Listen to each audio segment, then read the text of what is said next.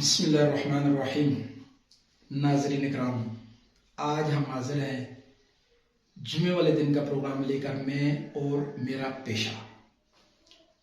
چونکہ ہر انسان کسی نہ کسی پیشے کے ساتھ وابستہ ہے، اس لیے جو ہے یہ پروگرام ہم سب کے لیے اس کو سوچنا، اس کو دیکھنا، اس کو سمجھنا بہت ضروری ہے کہ میں اپنے پیشے کے ساتھ کیا کر رہا ہوں۔ میرا پیشہ وہ جو رزق میں اپنے پیسے سے کما رہا ہوں، جیسے اللہ پاک کا حکم ہے کہ کھاؤ پیو پاکیزہ رزق سے، تو کیا وہ ویسا ہے؟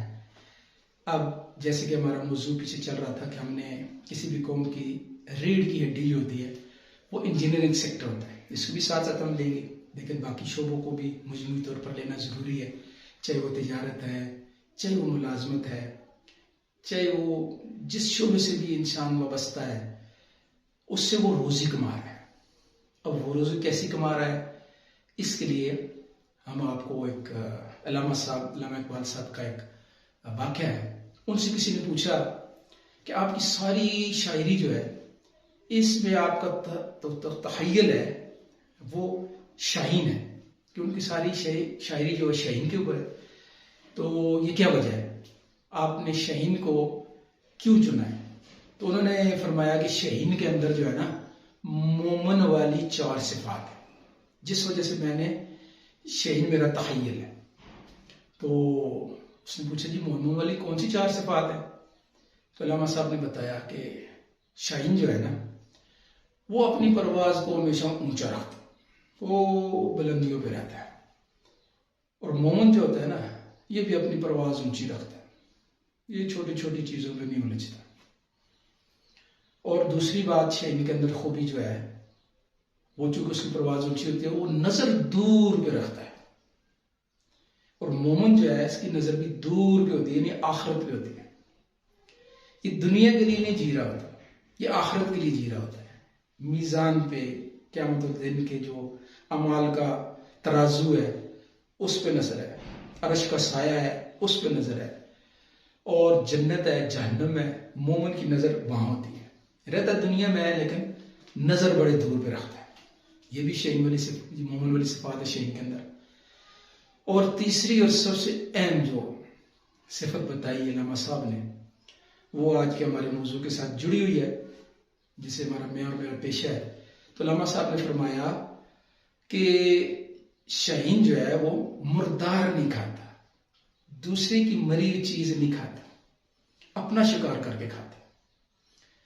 یعنی شاہین کے اندر یہ خوبی ہے، مردار نہیں کھاتا، یعنی مومن جو ہے وہ بھی حرام نہیں کھاتا، وہ بھی اپنے محنت مزدوری سے کما کے کھاتا ہے، حلال روزی کماتا ہے، حلال کھاتا ہے۔ اب ہمارے پیارے نبی پاک صلی اللہ علیہ وسلم کے فرمان کا مفہوم ہے کہ سب سے بہترین لقمہ جو انسان کو کھاتا ہے وہ اس کے ہاتھ کی کمائی ہے، ہاتھ کی کمائی ہے، اس کی پاکیزہ روزی، اس کی محنت مزدوری سے کمائی ہوئی چیز ہے۔ اب جتنے بھی شعبے میں لگے ہوئے جتنے بھائی ہیں، چاہے وہ دفتر میں کام کر رہے ہیں، چاہے وہ کسی بھی شعبے سے وابستہ ہے، ڈاکٹر ہے، انجینئر ہے، جس شعبے سے بھی ہیں، اب وہ دیکھ سکتے ہیں کہ میں مردار تو نہیں کھا رہا، مردار دوسرے کا حرام طریقے سے تو نہیں میں کوئی رزق لے رہا۔ اللہ معاف کرے، آج بڑے بڑے سٹوریاں ہیں، وہ آگے چل کے انشاءاللہ باقی پروگرام میں چلتے رہیں گے کہ کس طرح کس شعبے والے جو ہے ظلم کے ساتھ روزی کمائے۔ اور یہ کیوں ہے کہ دنیا کی دوڑ اور دنیا کی کچھ چیزیں جمع کر کے تو انسان بس وہ سب کو یہیں چھوڑ کے دنیا سے وہ چلا جاتا ہے۔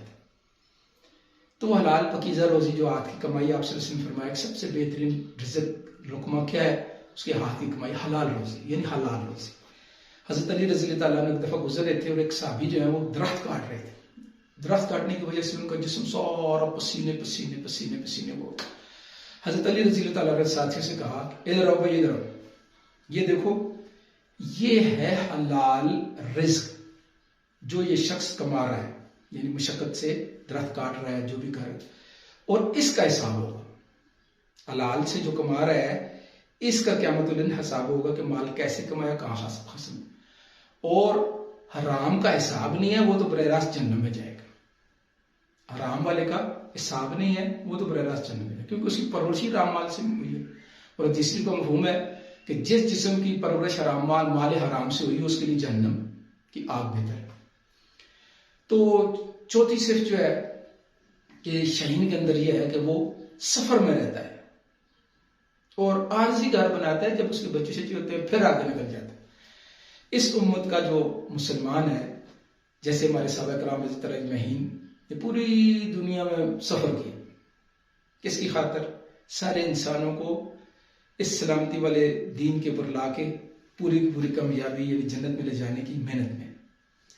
تو اب شہین والے جو 4 صفات ہیں وہ اصل میں مومن کی صفات ہے۔ مومن جو علامہ صاحب کے تخیل میں ہے وہ صحابہ کرام ہے، کیونکہ شکوہ میں انہوں نے تو تخیل پیش کیا، وہ صحابہ ہی کو پیش کیا۔ تو میں اور آپ اب اس 4 صفات کے اندر سوچیں، کیا میری زندگی جو ہے وہ مومن کی صفات سے بھری ہوئی ہے؟ میرا پیشہ، اس سے میں کہیں کوئی دوسروں کا حق تو نہیں غلطی سے کھا رہا جس کی وجہ سے مجھے ہمیشہ کی جہنم میں جلنا پڑے؟ حلال روزی، پاکیزہ روزی تھوڑی ہوگی، اللہ اس میں برکت ڈالیں گے۔ کہتے ہیں کثرت مال کا نام برکت نہیں ہے، تھوڑی چیز کا کفایت کر جانا اس کو برکت کہتے ہیں۔ تو اس کے لیے ہمیں اس دنیا کی دوڑ میں نہیں لگنا کہ آج جو ہے ہر جگہ ایک فضا بنی ہوئی ہے، مال کما لو، مال جمع کر لو، بنگلے بنا لو، گاڑیاں بنا لو، اور یقین کریں بڑے بڑے بنگلوں والے، بڑے بڑے جو آپ کے سامنے ارد گرد کے ماحول میں سنتے رہتے ہیں، کس مصیبتوں میں، کن پریشانیوں میں زندگی گزار رہے ہیں، کن ہلاکتوں میں زندگی گزار رہے ہیں۔ اس لیے اپنا یعنی کہتے ہیں قبلہ درست کرنا ہمارے لیے، ہمارے جو سب سے زیادہ خیر خواہ ہیں وہ خود اللہ پاک ہیں، ہمیں خیر کی طرف بلاتے ہیں۔ سب سے خیر خواہ اللہ کے بعد اللہ کے رسول صلی اللہ علیہ وسلم ہے، اس لیے ہمیں حکم دیا گیا اطیعوا اللہ و اطیعوا الرسول۔ تو ہم نے اپنے پیشے میں بھی سوچنا ہے کہ میرا پیشہ حلال ذرائع پہ اوپر ہے اور میں حلال روزی کما رہا ہوں، کہیں اس میں کوئی ایسی، اور کہتے ہیں کہ ایک پورا ڈرم دودھ کا بھرا ہوا ہو، اس میں اب چند قطرے پیشاب کے ڈال دیں تو وہ پورے کا پورا ناپاک ہوگا یا تھوڑا سا ناپاک ہوگا؟